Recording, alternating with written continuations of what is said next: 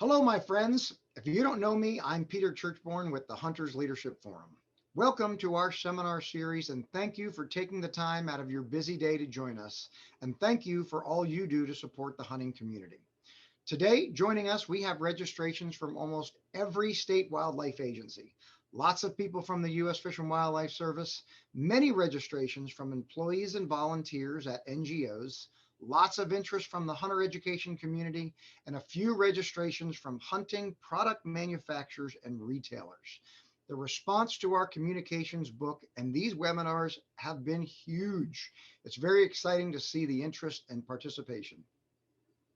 When we initially planned these seminars, they were going to be in person, and our budget capacity was only 100 people. The virtual option mandated by COVID is not ideal for interactions, but it is allowing us to spread the message to a much broader audience. Nothing beats a face-to-face meeting, and I've gotten to know so many of you over the past couple of years. I look forward to reconnecting at an upcoming industry meeting soon. Hopefully by now you have a copy of our book, How to Talk About Hunting. We depleted our first 3,500 copies and have another 4,000 on the way. So if you don't have one, I can get you one. Just reach out to me.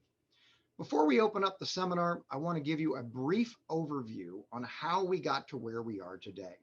The Hunters Leadership Forum is relatively new. It was formed 6 years ago to address the cultural, political, demographic, and technological challenges facing the future of hunters, hunting, and wildlife conservation. My predecessors did a great job of building a campaign to raise the needed dollars that allows HLF to do these type of projects. Most of the research that created the book and now these seminars were all funded from HLF dollars. I can't thank the donors enough for their contributions and the foresight of the founders that started HLF. I want to make an important point.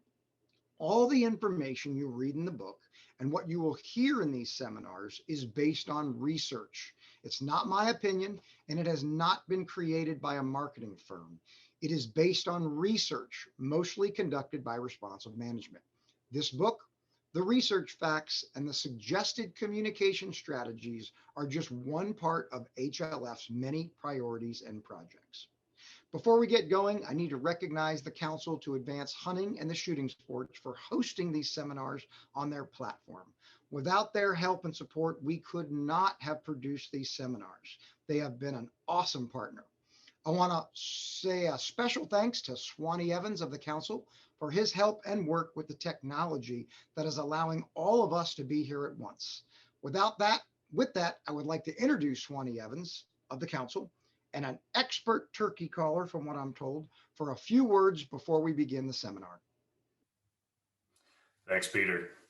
As Peter mentioned, I'm Swanee Evans. I'm the manager of partnerships with the Council to Advance Hunting and the Shooting Sports. I certainly wouldn't call myself an expert turkey caller, but every once in a while, I luck into one. We are a nonprofit based out of Washington, D.C. We work all over the country. We've been around for about 10 years. You can check us out at cahss.org. Our mission is to facilitate the promotion and growth of hunting and the shooting sports and the education of the public on the contributions that hunters and shooters make toward wildlife conservation. To do that, we work with agencies, nonprofits, and industry across the country on a variety of projects and initiatives to further these activities. We also engage in some research. A recent example being the COVID-19 and hunting license sales project that we just finished up that revealed a 5% increase in hunting license sales over the past year. You can check all of that out at our website. And as you might imagine, the information that's going to be presented in this webinar series over the next few days aligns perfectly with our mission. And we were excited when the Hunters Leadership Forum engaged us as a partner. Before I introduce the individual that's going to cover the majority of the content today, I want to hit a few housekeeping notes. We want to ensure that we focus on the information in this series, and there's a lot of it. Because of that, you will notice that the chat, the Q&A, and the hand raise function are disabled. If you do have questions, you can refer to the book. It's got a lot of great information in there. And if there's anything else that you're wondering about, you can email Peter Churchborn, and I'm going to throw his email in the chat for all of y'all to see, but you should have gotten it in the reminder email as well. Once we have those questions, we will spend about 20 minutes on the last day of the series on the 23rd, next Friday, covering a few of those questions and as many of the answers as we can get to. So without further ado, I have the pleasure of introducing the man, the myth, the legend, Mark Damian Duda. If you haven't met him, you've surely read his work. He's the executive director of Responsive Management. He's led Responsive Management since the firm's inception in 1990. During the past 31 years, he's conducted more than 1,000 studies on how people relate to natural resources and the outdoors. He's the author of 150 publications, 4 books, including topics such as wildlife and outdoor recreation, and one of note, The Sportsman's Voice, Hunting and Fishing in America and Watching Wildlife. Mark is a certified wildlife biologist whose research has been upheld in U.S. courts, used in peer-reviewed journals, and presented at major conferences around the world. His work's been featured in most of the nation's top media. Mark holds a master's degree with an emphasis on natural resources policy and planning from Yale University. With that, I'm going to turn it over to him, and I look forward to the content that he has for us today. Mark? Thanks, Swanee. Really appreciate that. And hello, everyone. Swanee told me we have people from around the world attending this webinar, but it's noon here on the East Coast, so I guess it's good afternoon, everyone. My name is Mark Damian Duda. I'm the Executive Director of Responsive Management. I'm the author of How to Talk About Hunting, Research-Based Communication Strategies. And it's my privilege to talk to you about it today and throughout this webinar series. So thanks very much for attending. I need to do my thanks too, because there's a lot of them. I'd like to thank Swanee, the Council to Advance Hunting and the Shooting Sports, for coordinating this webinar. I want to extend a huge thanks to the Hunters Leadership Forum, which sponsored this webinar series and funded some of the major communications research, which culminated in this book. I need to especially single out Peter Churchborn, Director of the Hunters Leadership Forum. This project in the book would not have happened were it not for him. I'd like to begin with a quick overview of the webinar series and how all these individual sessions fit together. Today, we're going to talk and focus on why communicating about hunting matters in the first place. We're also going to look at the fundamentals of effective communications. And for that, I'll be joined later by Sam Nelson of A-Game Debate Prep and a senior lecturer at Cornell University. Joining Sam will be Armand Revelins, also of A-Game Debate and Director of Policy Debate at Cornell. Tomorrow's webinar, we're going to look at the research on Americans' attitudes toward hunting, as well as animal rights, animal welfare, and dominionism. We'll talk and take an in-depth look at what hunting arguments work and which ones don't. These are the major pieces of research that drive the communications guidelines in the book. Next Thursday, a week from today, same time, Sam and Armand will get into the specifics of persuasive communication strategies, tactics, and effective messaging. And in the final webinar next Friday, I will distill everything into the major don'ts and do's of talking about hunting. These are the core guidelines and best practices for effective communications about hunting. I'd like to say right from the beginning that the book and this webinar series are about increasing cultural support for hunting, not developing recruitment, retention, and reactivation strategies to increase the number of hunters, commonly referred to as R3. R3 is, of course, critical, but it's not possible to increase participation in hunting without broad societal support for hunting in the first place. Cultural acceptance is a necessary condition for any R3 efforts. Related to this is that it's critical to understand that programs to increase support for hunting should be separate from R3 programs. They should be seen as separate programs because they require entirely different goals, objectives, target markets and strategies. In fact, in reviewing various programs designed to increase cultural support for this project, I was told by many project managers that one of the biggest impediments to their success is pressure to morph and conflate cultural support programs with R3 programs. Both R3 efforts and to increase cultural support, they're important, but they're different. They're different initiatives that require uniquely designed programs. Keep your cultural support programs separate from your R3 programs. A few years ago, Responsive Management put out a comprehensive handbook specifically geared toward R3 efforts. But as the two books imply, creating more hunters and increasing cultural support for hunting are entirely separate efforts. I'd like to say a little bit more about how we got here in terms of the research the book is based on. For 31 years, my company, Responsive Management, has conducted almost 1,000 studies on how people relate to the outdoors. During that time, we've conducted research for every state fish and wildlife agency, every federal resource agency, every major conservation NGO, and numerous major outdoor recreation manufacturers. We've also had research partnerships with the top universities in the nation, including Auburn, Colorado State, Duke, Stanford, University of Southern California, Yale, and dozens of others. I guess I can add Cornell to that, right, Sam? I don't know. On the hunting side, we've been monitoring public attitudes since 1993. Our most recent trend survey was conducted in partnership with the National Shooting Sports Foundation.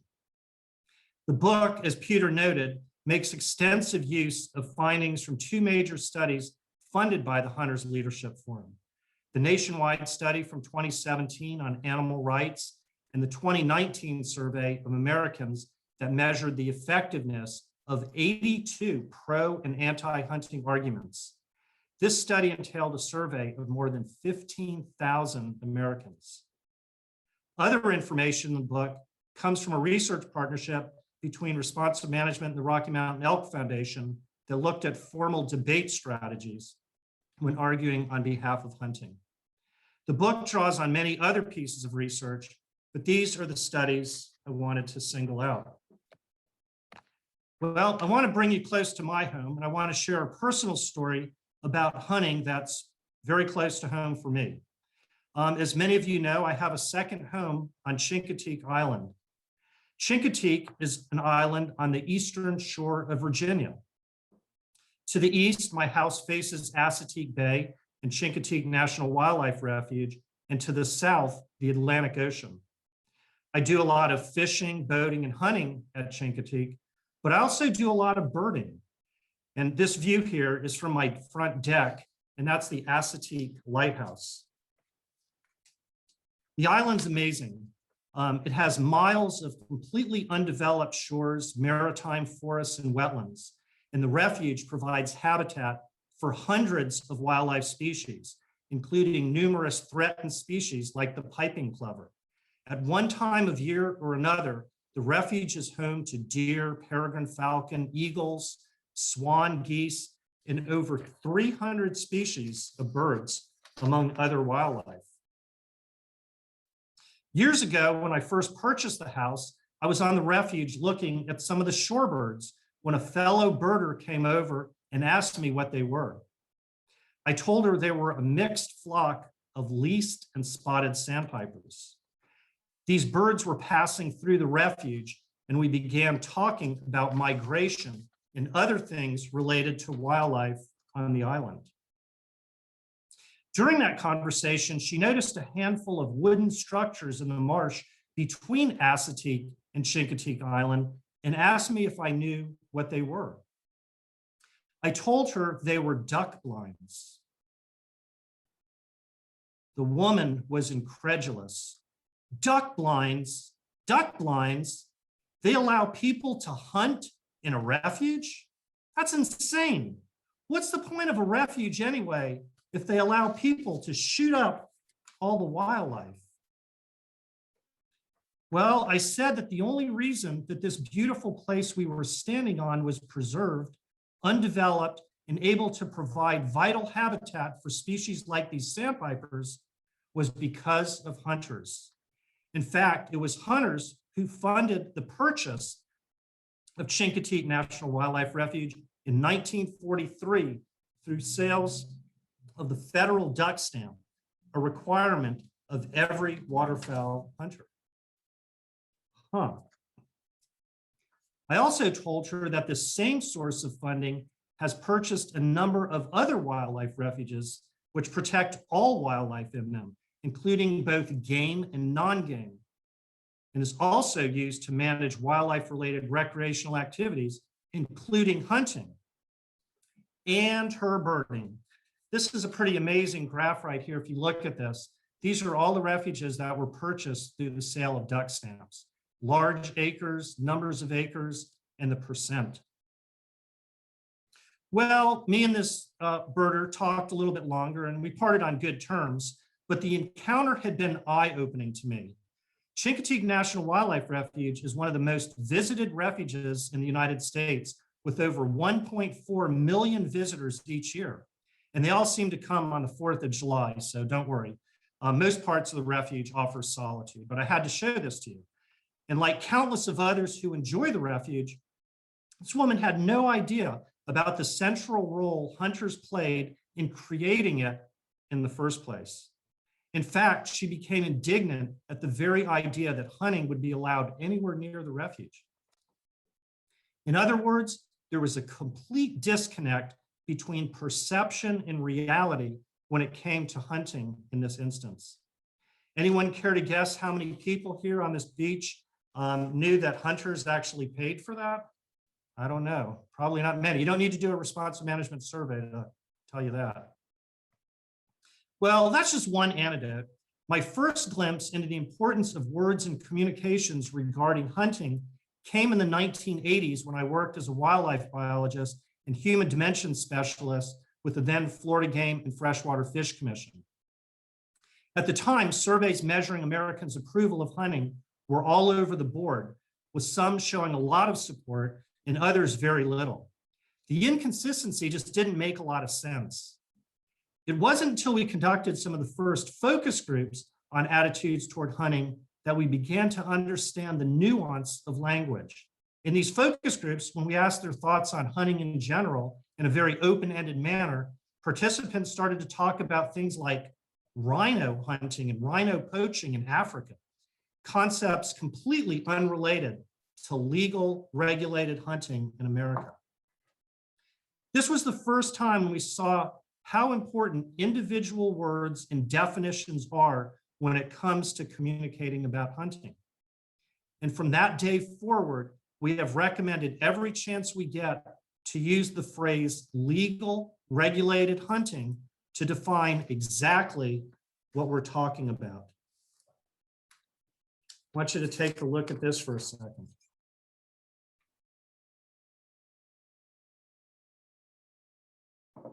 There are other inconsistencies in how Americans view the use of animals that affect how we communicate about hunting.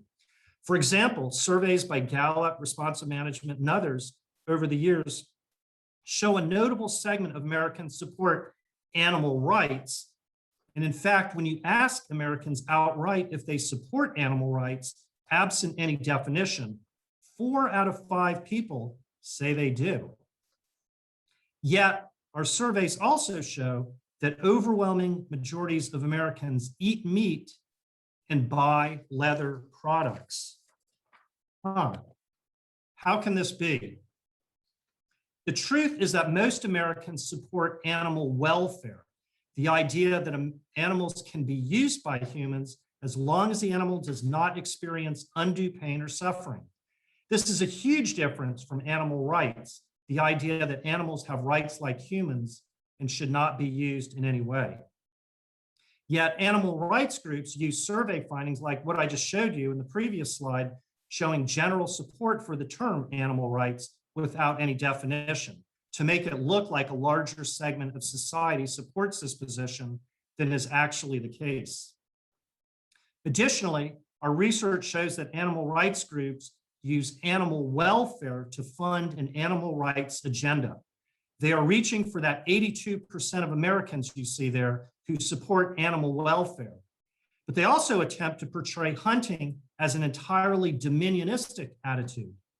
Generally, animal rights groups do not try to increase their support solely based on animal rights and what it actually is, the philosophy that animals should not be used in any way. At the same time, to increase support for hunting, hunting must be aligned with animal welfare, the idea that animals can be used by humans as long as they do not experience undue pain and suffering.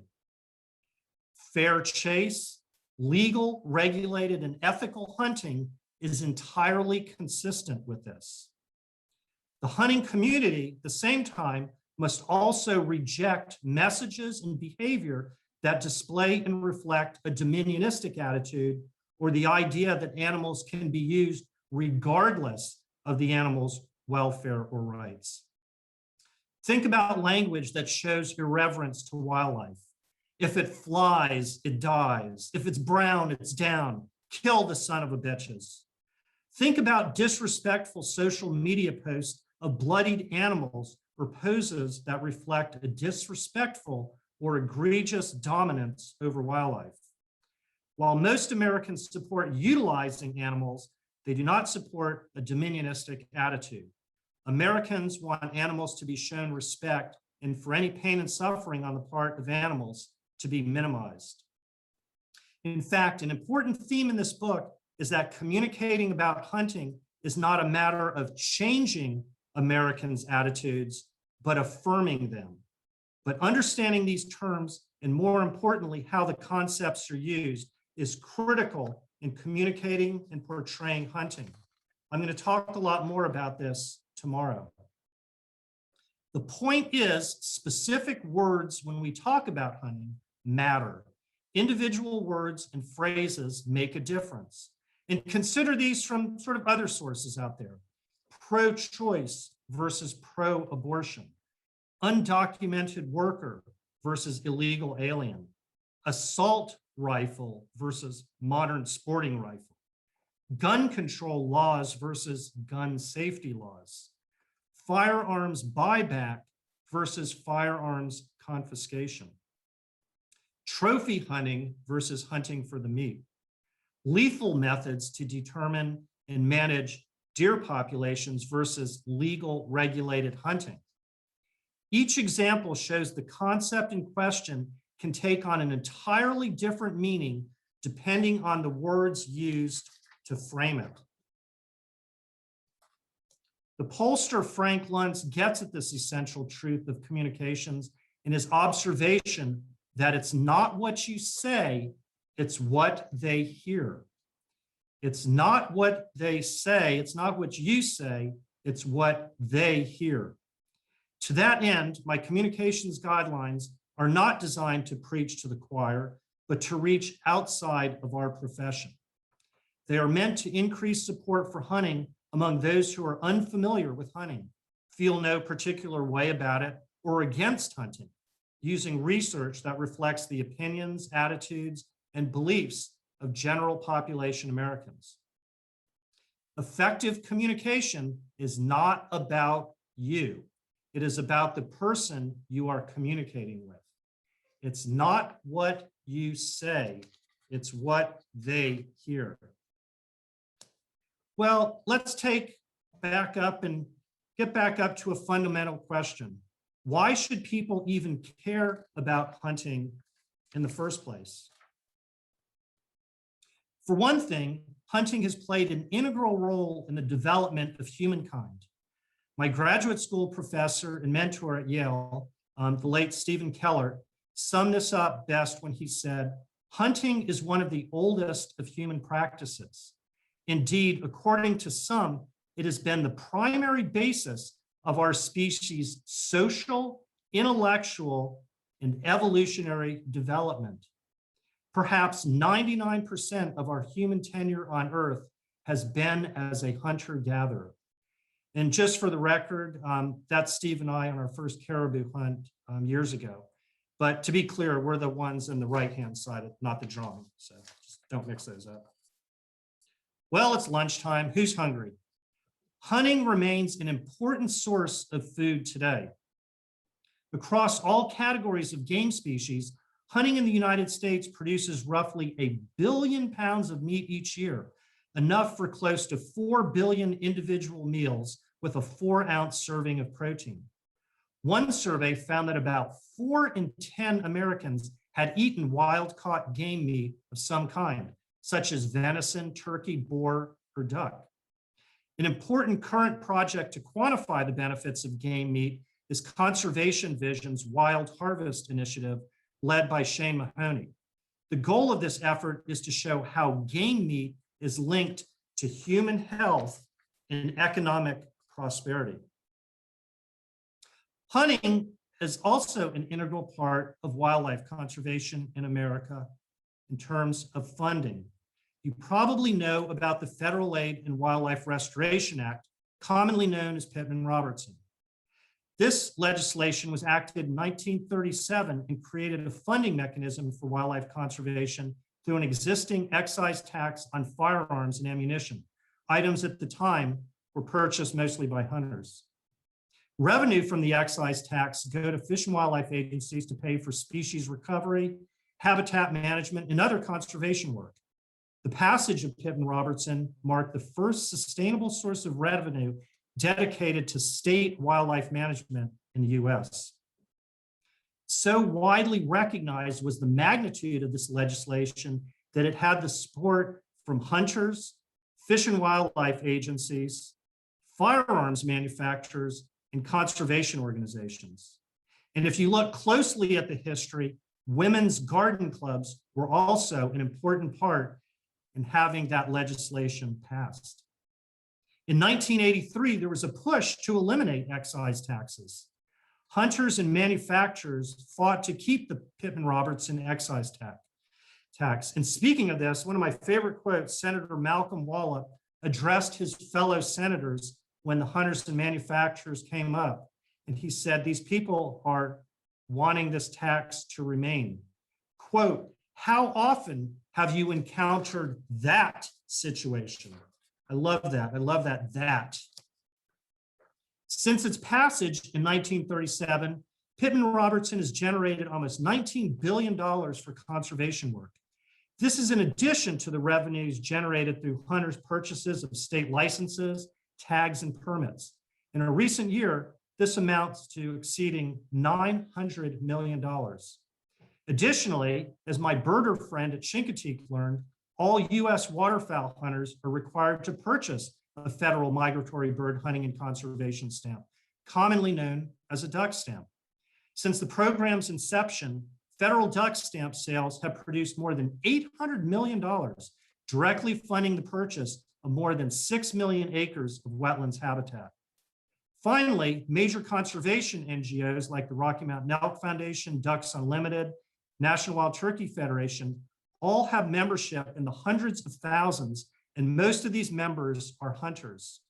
Member dues and other fundraising dollars are used by these organizations to fund significant habitat restoration work, both on public and private land. Why should we care? Species recovery work paid for through Pittman-Robertson helped to reverse decimated populations of numerous species. On the game side, prominent examples include the white-tailed deer, wild turkey, wood duck, Rocky Mountain elk, and tundra swan. Examples on the non-game side include the bald eagle, Canada lynx, peregrine falcon, and brown pelican. To be clear, this is not meant to imply that all of America's wildlife populations now have healthy populations. There are too many non-game species that remain imperiled. Yet, without the funding provided by hunters, the damage to these populations would certainly be much worse. The amount of habitat alone that has been safeguarded using Pittman-Robertson funds is immense. In total, states have purchased approximately 5 million acres of wildlife management area use. Another 40 million acres are managed for wildlife via agreements with private landowners. For comparison, this total acreage for wildlife management purposes exceeds the individual size of more than half of the states in the United States. So individually, larger than Florida, Missouri, and Oklahoma. The overall acreage is almost the size of Washington State. The overall impacts of state fish and wildlife agencies themselves are staggering. Larry Voiles, former director of the Arizona Game and Fish Department and former president of the Association of Fish and Wildlife Agencies, has compiled data demonstrating the collective reach of state fish and wildlife agencies across the US, most of which are largely still funded by hunting and fishing dollars. Their impacts include 50,000 employees, 11,000 degreed biologists, 8,400 certified law enforcement officers, and almost 200,000 volunteers working with the agencies annually. Perhaps most importantly is that every state fish and wildlife agency across the United States is legislatively mandated to manage and provide opportunities for hunting. Every state fish and wildlife agency across the US is legislatively mandated to manage and provide opportunities for hunting. Finally, legal regulated hunting is one of the key principles of the North American model of wildlife conservation, which evolved in part to address the wanton abuse, market hunting, and resulting decimation of certain species that had occurred by the end of the 19th century. Resting on the concept that wildlife resources are a public trust belonging to everyone, the model calls for allocation of wildlife by law and democracy of hunting. It also identifies science as the proper tool for wildlife management. Today, there's a lot of talk about state fish and wildlife agency relevance, and rightly so. Changing demographics in the United States, changing wildlife values, and increasing Pittman-Robertson funding coming from non-hunting sport shooters means that the wildlife community will need additional public support and funding to meet these challenges and to protect the full range of species that remain imperiled. This means communicating the relevance of state fish and wildlife agencies to all Americans. It's not without irony that this effort is being led and largely funded by organizations that have also been integrally involved in hunting in America. Once again, hunter conservationists are leading the way. Responsive Management is currently working with state fish and wildlife agencies in Massachusetts, Florida, Ohio, Missouri, and other states to determine how to increase their relevance. While each state is different, my bottom line observation is the same. State agencies must expand, but not shift their focus. Hunters remain important as a major constituency and political force, and hunting is a central funding mechanism that will allow agencies to make this expansion and become more relevant to all Americans. Building support for hunting seems like it should be the easiest communications effort of all time. As I've shown you, there's ample evidence that shows how hunting and the North American model of wildlife conservation have helped restore many iconic wildlife species. Yet the real dilemma is how to communicate to the average person the truth of an apparent contradiction, that killing animals actually helps save them. Let's consider what we're up against. First, Americans just don't know much about wildlife. We see this over and over in our research. One particular study we did a few years ago found that most general population residents failed a series of simple knowledge questions about wildlife habitat and Fish and Wildlife Agency responsibilities, typically answering less than half of the questions correctly. While I've never conducted a survey that found that people don't care about wildlife, it's also fair to say that the average American may not know a whole lot about wildlife. Second, words and phrases matter, as I have shown you. The guidelines and strategies that I'm presenting are not about greenwashing or developing superficial buzzwords. Greenwashing is when a company makes false claims about the environmental value of their product in order to gain favor among consumers. But unlike this approach, our book focuses on specific, reliable facts about the benefits of hunting, as well as the methods of garnering support for hunting and wildlife conservation success stories made possible by hunters. For example, as previously noted, we learned to use the term and recommend the term legal regulated hunting because we know it matters in terms of perceptions about hunting. We also know that when interacting with those who do not support hunting, it's often better to communicate about hunting and how hunting benefits species and habitats rather than how it benefits people. It's a really important distinction. And tomorrow, I'll be talking about the most effective pro and anti-hunting arguments among Americans overall, based on how people react to individual terms that they use. To build support for hunting, we need to focus on three major themes. This is not me talking, this is the research. Hunting as a food source, hunting as conservation, meaning hunting as a form of wildlife management, and hunting as a right. We also need to be aware of the arguments that are based on the most problematic misperceptions about hunting. Hunting as a violation of fair chase, hunting in general being linked to trophy hunting specifically, and hunting resulting in diminished wildlife populations. Of course, these can be refuted. Okay, this is not me. These are the arguments that we need to be most concerned about that resonate. But they're at the core of effective anti-hunting arguments. So we need to be able to address them when talking about hunting. Again, words matter. Specific terms have specific meanings. Third, while facts can sometimes carry the day, information alone is often not enough.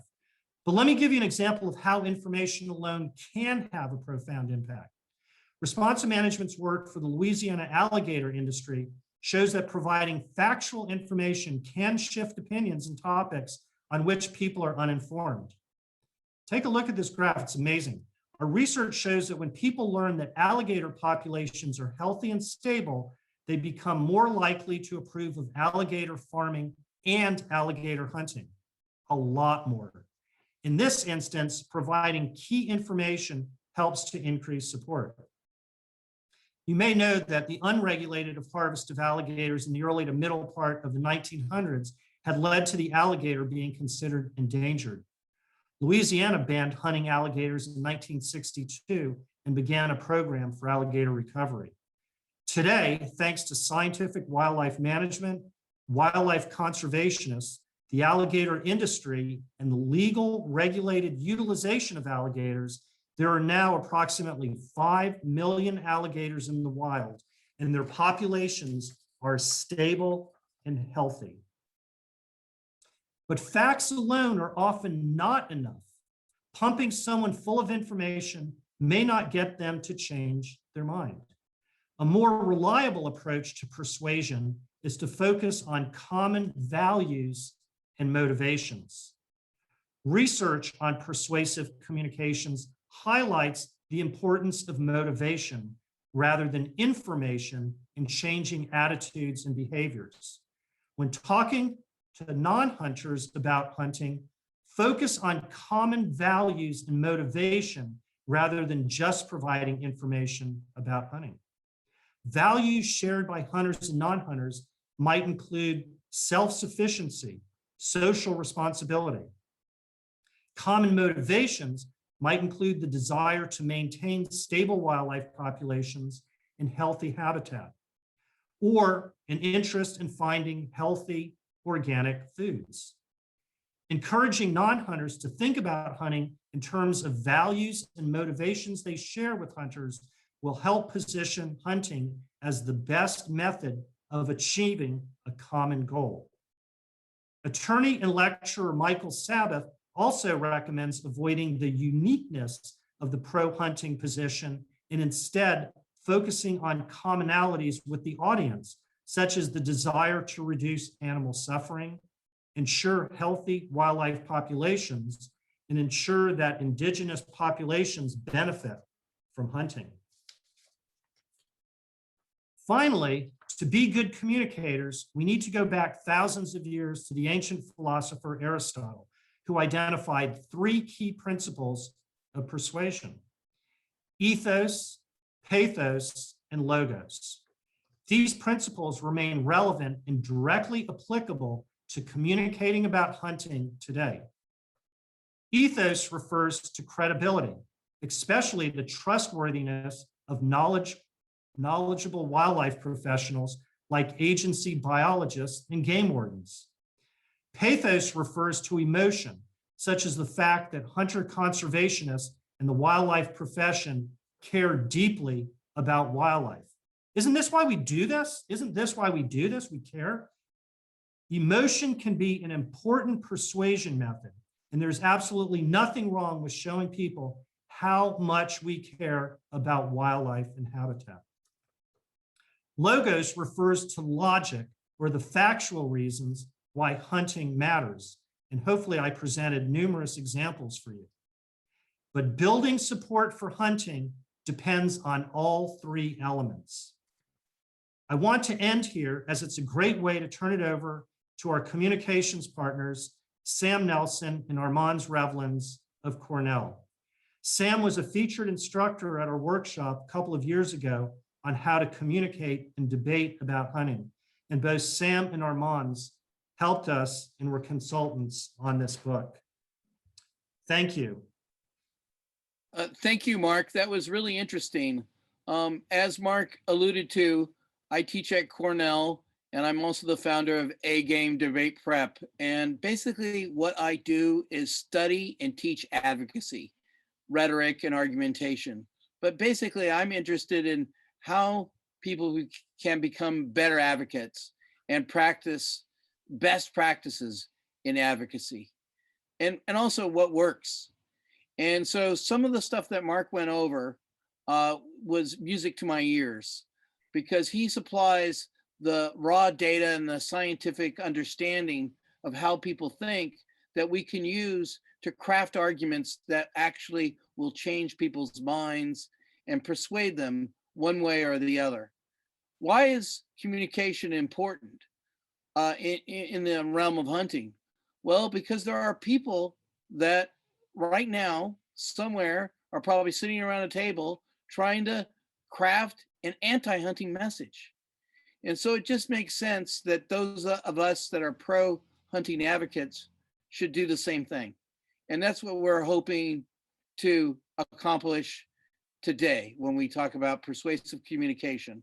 And so I'm going to hand the Zoom over to Armands, my colleague Armands Revlins, to talk a little bit more about ethos, pathos, logos. So go ahead, Armands. So thanks, Sam. Also, thanks, Mark. I love that you ended with the discussion of ethos, pathos, and logos, because that's exactly where we want to pick up. You might be wondering, well, why the heck are we talking about Aristotle 2,000 years ago in the context of this current discussion? Why is it important?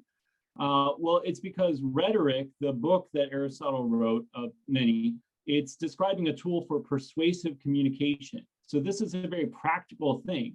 Effective persuasive communication, it's trying to get results. You know that you're successful when more people are convinced.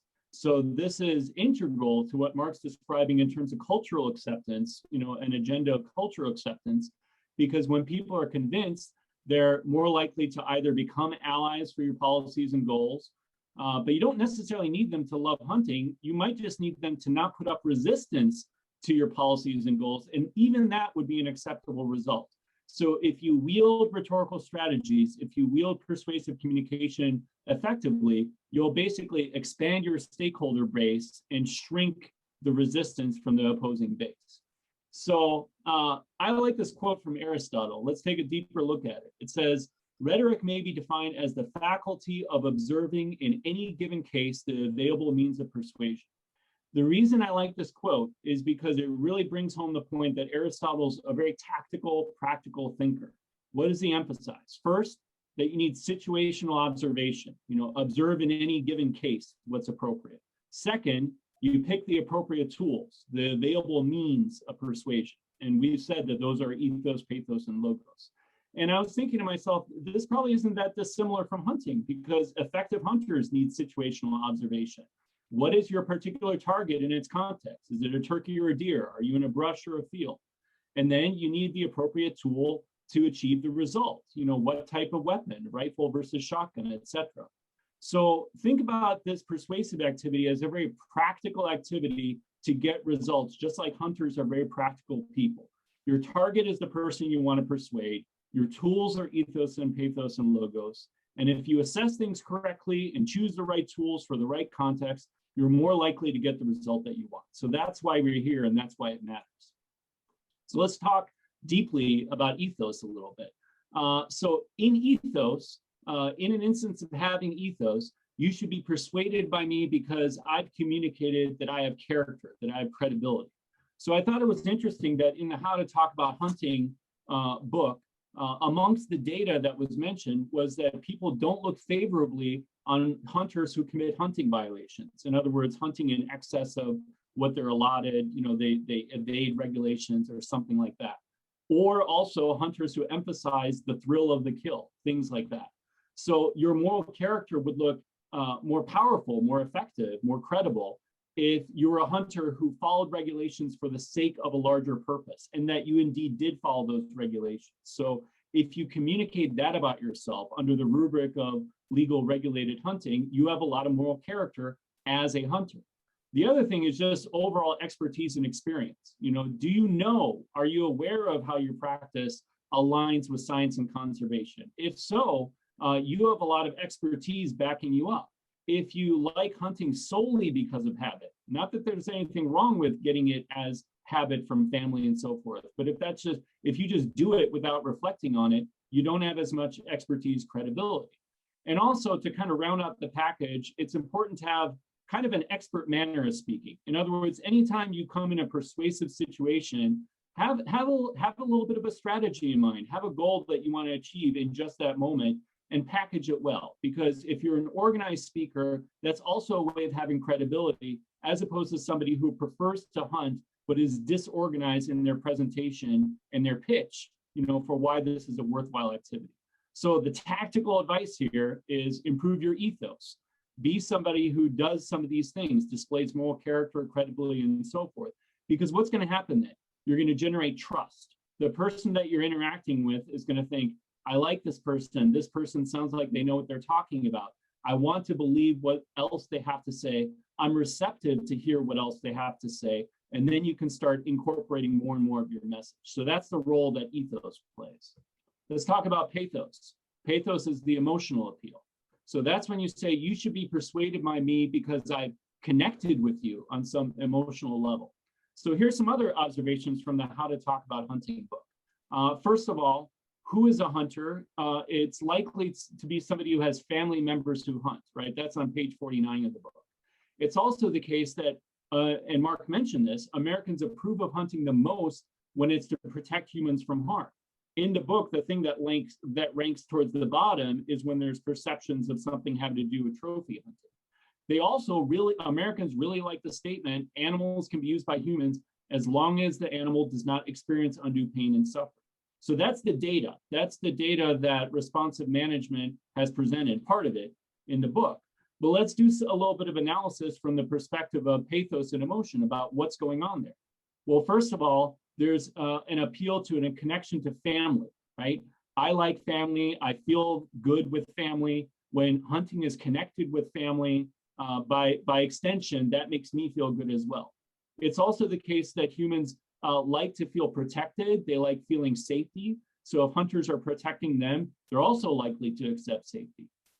And then in addition to this, the individual person, they feel some sympathy for animals, because this is kind of clear when Mark presented the chart with dominionism on one end and animal welfare, squarely in the center.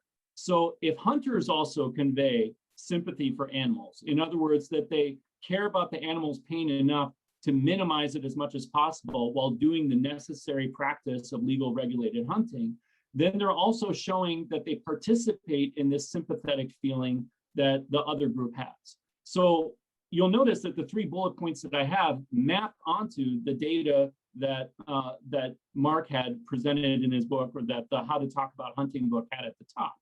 So what's the tactical advice here? It's no secret that anti-hunting groups work in double time to try to villainize hunters, right? They try to demonize them as much as possible and make them seem like the enemy, while simultaneously going for a winner-take-all sympathy for animal at all costs, regardless of the consequences. So the remedy to this is to appeal to pathos, humanize the hunter, find emotional common ground in things like family and protection, and demonstrate that there's nuance in the interaction of the hunter with animals that actually does show sympathy of a sort. All right, so logos, what's the logical reasoning?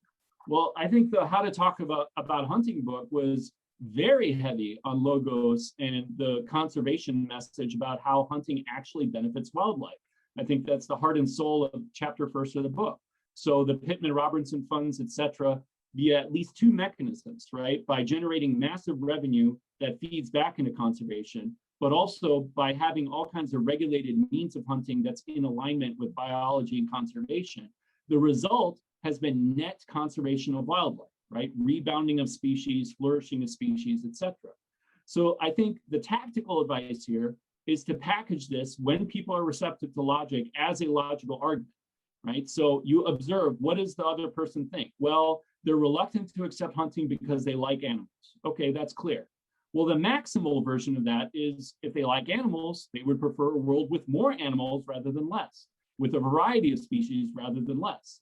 Well, it turns out to be the case that legal regulated hunting actually maximizes that. You have overall more species. That's everything that Mark talked about in his presentation. That's also what's very much demonstrated in the beginning of the How to Talk About Hunting book. Therefore, you should accept hunting because it is a practical pathway to achieving the maximal goal. And then the person might be confused. Why did I start thinking this way? What happened? Well, the flaw is that they're focused on the particular moment in the instance instead of the overall practice, right? It's understandable, right? Their thought is, I like animals, so the particular instance of hunting doesn't sit so well with me. An animal is killed. But take a step back, widen your aperture, and consider things with a deeper perspective. And the structural practice of hunting actually augments what they want. It brings them more animal life, wildlife is conserved, et cetera. So that's kind of how you might want to tweak it or identify the pivot, where the person has gone against their own understanding of their goals. Okay, so now I'll turn it over to Sam. He'll talk about the Toulmin model of persuasion and debate. Thanks, Armand. And the main thing that I want to communicate about the Toulmin model is that it's very helpful in making you a better advocate.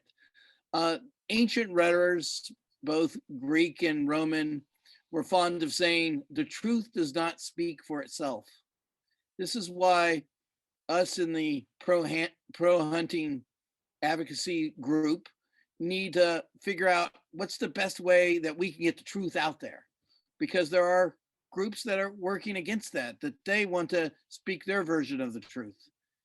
The truth does not speak for itself.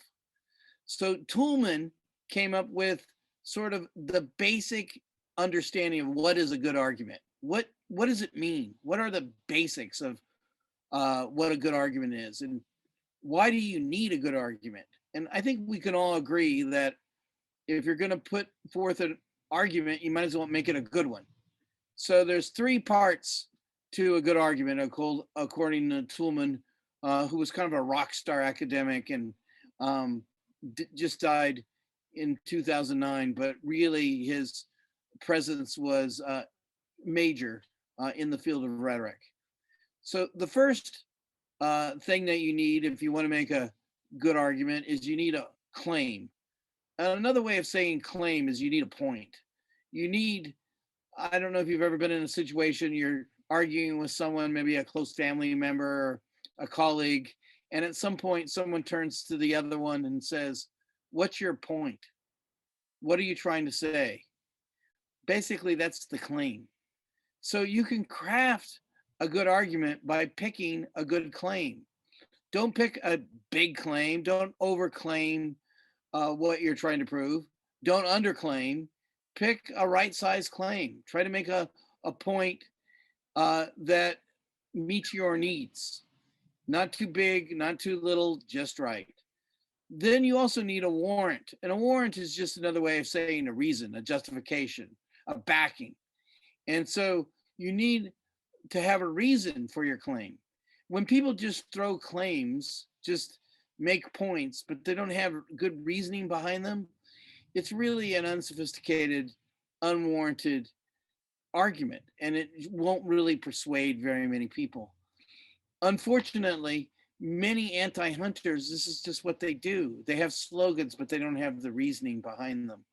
So we want, on the pro hunting side, to make sure all our claims are backed up by actual really good reasoning and justification, and where we kind of exhibit our critical thinking skills. And then the last thing that you need in order to have a good argument is you need data, which is proof, which is evidence. And that's what Mark, in the earlier part of today's presentation, so persuasively presented. Here's what we know. Here's what we know people think. And so the more data that you have, basically, the better your argument can be made. And now that you know these three things, claim, warrant, data, you can actually use them to pick apart your opponent. Now, can you go to the next slide, Armand? Here's something that we're going to get into later when we speak again next week. But there was a great book published a few years ago called The Art of Woo, and it was basically about using strategic persuasion to sell your ideas, which is basically what we want to do when we are promoting hunting. And this is a real takeaway. You don't have to read the whole book. I'm going to give you a really quick synopsis of it. These two professors at the University of Pennsylvania wrote the book, Schell and Musa, and they basically said there's a 4-step process that all really effective people that are good at selling their ideas use, whether they know it or not. The first one is they identify a problem. The second thing they do is they explain they understand the cause of the problem. And the last thing that they do is they give an answer or a solution to the problem. And the final thing they do is they explain the net benefits, the additional good things that will happen should you decide to adopt the answer that they're advocating. And so what we're going to do in the future talk, but now you can see how this all works, is it's really a good connection to what we've been talking about today. And so I'd like you to try to use this between now and when we meet again. Hopefully we meet again, at least virtually, and see how it works. Think about the problems, the causes, the answers, and the net benefits that you, as a pro hunting advocate, want people to use, what to think about and want to use. Thank you very much. Awesome. All right. Well, that was a lot of great information today. Armand, that was fantastic. I've been through this research so many times, and I made some notes. I learned some new stuff there. So thank you for those great tactical things that you pointed out there. Don't forget that if you have any questions, send them to me, and we're going to try to focus on them on the last 20 minutes of the last day, which is next Friday. Tomorrow, we're going to getting into the heart of the research on how the American public relates to hunting. All these compound on each other, so I hope you join us for the next 3. Thank you for visiting, and we'll see you tomorrow. Bye-bye.